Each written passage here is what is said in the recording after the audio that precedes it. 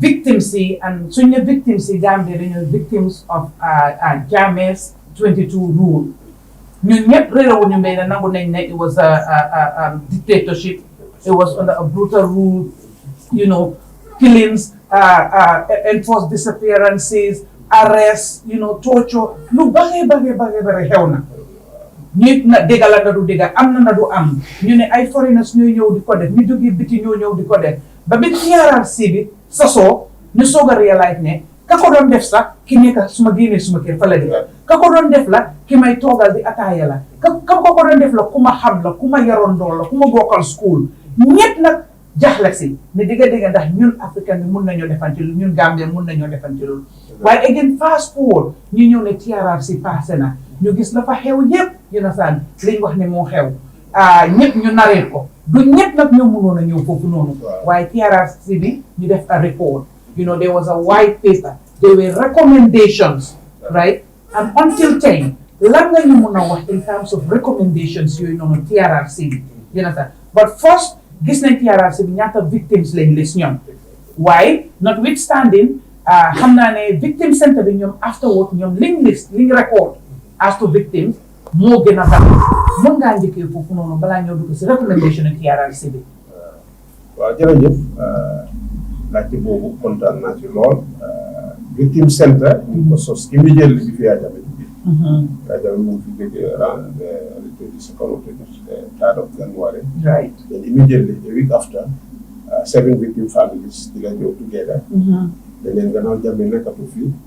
te dañ yàqoon suñu ngeen def why not we form an association or an organization so that we collectively pour xeexal suñu justice. parce que mbooloo mooy doole. lii moo indi the idea of the victim center. Yes, so those families started it then they engaged human rights activists, engaged the Minister of Justice and other philanthropists, and the idea to register it as a CSO, with the advice of the former Minister of Justice, Bata Mbedi. Yes, sir. We met him mom, they tried it, form an association.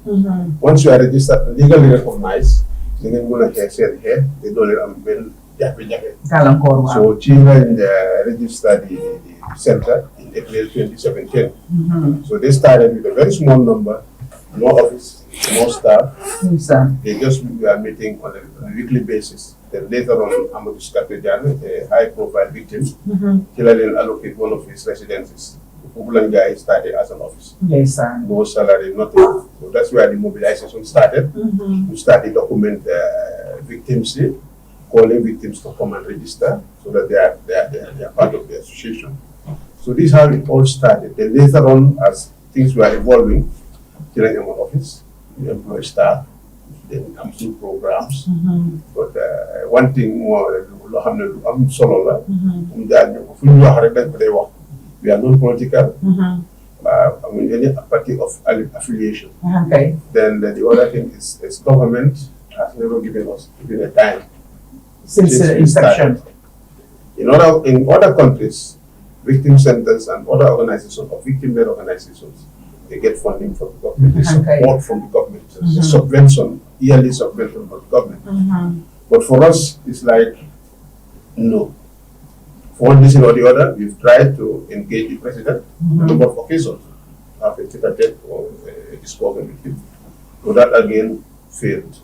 So up to now, even yesterday I was in touch with the rest of the to see whether we can have the president visit us as part of the current president. That's all. Because the president gave a promise that he's going to visit the victim center. We are newly established. Up to now, it has not happened. So, link one more. Visit them. Since being set up in 2017. So, problem set. No, Minister of Justice, no, never, but I mean, you never doubt that they are going to visit. We had a discussion with him. While link one more president will visit me. So, what if you know exactly the victim center? Because I'm correct, there are some quarters they believe in you, we are politically linked with the opposition also. But how? Yes.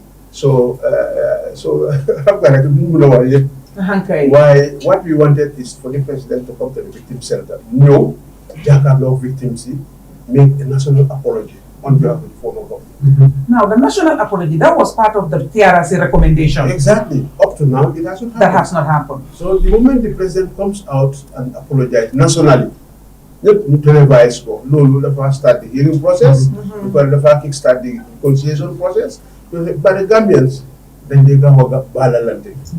Look like to look meti bronze in the mangi Okay. So this is what we wanted from the president. Try and president be Muntasoti. We tried the head of the security institutions, the chief of staff, the army, the inspector general of police, the head of the PIU, NIA. We met all of them to see whether they can make their respective apologies. But again, that also failed. So you did the Midland and had consultations with them. And you make an apology on behalf of your men. That also could have helped. Why don't them up to now out? So coming to the TRC, we've seen the TRC for 3 years. They were supposed to be here for 2 years. And the government promised that they'll give them $286 million. From the start. Start. Yeah, that was the pledge. For the TRC. That was the pledge. But when they started, government gave them an advance of $50 million for the victims' reparations. So that was way back in 2018. So since then, not a dime has been added to that. So what happened is TRC, when we send investigations, they documented about 2,600 cases. So out of that 2,600 cases, 1,009 were eligible for reparation. No one lampai. So new TRC, because of 50 million to home, till that go GM, 50 million go yellow and about 13 million for fighting under the water fighting. New bullet talking, new bullet Senegal, new fighting within the country. Prepare some of the victims, I'm from Deca, Saint Dunda, the Pajafe, same Munio and school fees, TRC took some money from that 50 million, amounting to 13 million for victims as interim reparations.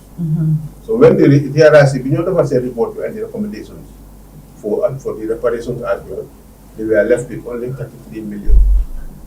33 million we tuuti ba nga xam ne xamuñu woon naka rek koo defee. ci la gars yi start di strategize create a criteria. loolu moo indi ñu ne 33 million. You said they used 37 million. 37 million, yes. So 37 million boobu ci la gars yi toog ne waaw out of the 1,009 victims, how do we make so that they get what is right for each of the categories of violations? Children decide that for people who lost their family members, they'll be given about $600,000. For enforced disappearance, it's $500,000. Then the other categories of rape and all the other torture and the others, detention without trial, they decided on how much each of those categories will get. So after doing that, they realized that the money will not be enough. So they decided that for those whose reparations is below 50,000, over 50,000, we will not let check. They have a TRC. So for how supposed to offer 50,000, then they advance in 19%.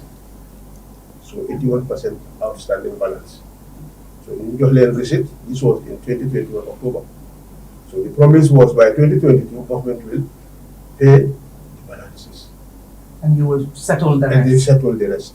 2022, 23, 24. It was in 25 that they settled the reparations commission. So for 4 good years, the victims were waiting with their balances. Some they lost their receipts. Some of them have passed away.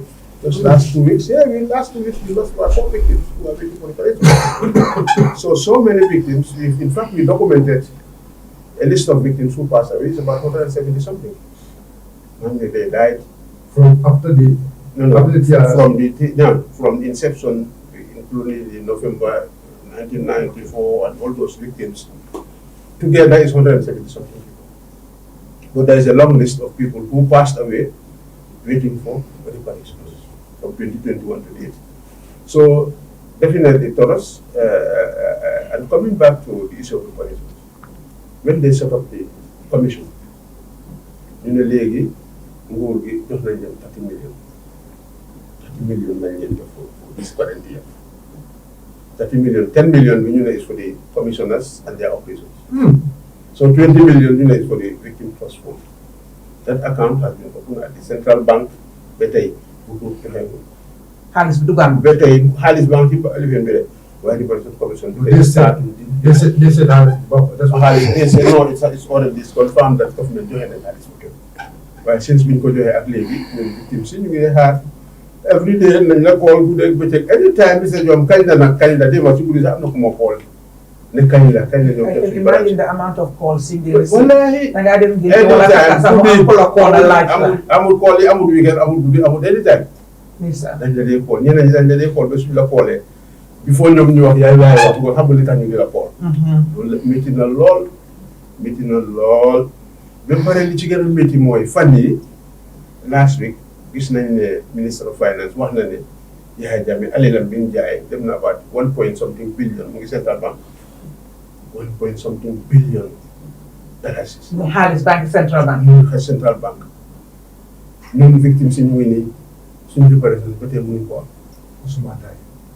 People are dying. So, last week interview, we were like, what is our opinion? We are very much dissatisfied with the way things are going. Because government, don't want to set up a TRRC, then an island of 286 million. You end up giving them only 50 million. The 50 million we just TRRC, Senegal, donation from Senegal. Donation from Senegal. So, Lulu, like what a benefit I'm saying, another amount. Why 50 million go to regular TRRC? Victims no regular amount.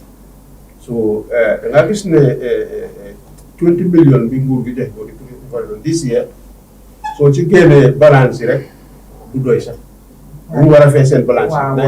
81% see that's so collated together is more than $20 million. What are the Reparation Commission right now? We talk this time, strategize, a compensation policy. But we to guide them to do and that with the amount that is available. Because they were anticipating at least because the way government operates is because in 2022 they put in over $100 million for reparations. But because of the Reparation Commission was not established, that money was diverted. Somewhere else. Yeah. 2023 the same thing. 2024 the same thing. So 2025, instead of putting up another 100 million, they reduce it to 30 million. And I understand that the next year budget is also about 30 million for the Reparation Commission. So apparently people 30 million, 20 million. 20 million. 20 million for their so, it's almost end of year. Exactly. Because start to repair. Why? Even so, then the end of November, let's say into December, right? Still didn't am new have new deaths. Or maybe you just a certain percentage and they all have to wait again for the rest of the percentage. Exactly. And that has to go to next year. Exactly. And you cannot ascertain or there is no guarantee when you didn't paneka the next year for what a job. There's no guarantee about that because you better last 2 weeks ago, we lost about 4 victims. You don't have seen reparations. So definitely had this been for duty. You want more government amount at least you settle balances. You go balances, let them settle those people. So they because they happen more TRRC when they were they don't have same strategy categorizing of these reparations. Because of the amount of money being they excluded a lot of people who should have been given reparations. But because of the amount is not enough, over 1,591 people were put aside. Wow. Who were not given a time. So now the Reparation Commission, what they are going to do is, once they settle these balances, they have to go and revisit the TRRC criteria. Said, you say that change the type of violation they suffer. So many people will tell you, when they're not TRRC, take definitely what you so little more TRRC amul xaalis bu leen ko jox ñëpp. So ñu def catégorie bi ñu def stratégie def criteria boo xam ne dafa génne ñeneen ñi jox ñeneen ñi. So moo tax the Reparations Commission they have a big task. So I'm not saying I'm a way settle, you gotta settle, then they'll have to revisit the criteria. But the other thing is, I'm going victims, but they did not come forward to register. Yes. With the TRRC as well as with the Victim Center. Victim Center. So the Reparations Commission is going to register new victims as well. So those new victim stamps, you can register, they say whether they are eligible for reparations or not. If they are eligible, they also have to be given some reparations. So this is why the government said the Reparations Commission will be in place for at least from at for 5 years we get here, then we said that extend it. So we expect that before the 5 years get, you gotta have reparations. So but one why soon 5 years? Why starting in time? Because imagine a time when we're on April 2025. Exactly. Yes. You understand? So, but then it's going to run 5 years, from April. Okay. Then that makes it 5 years from April. Hopefully, all will be registered. You know, and then possibly the next new funds for job. Nyenen you des known. Exactly.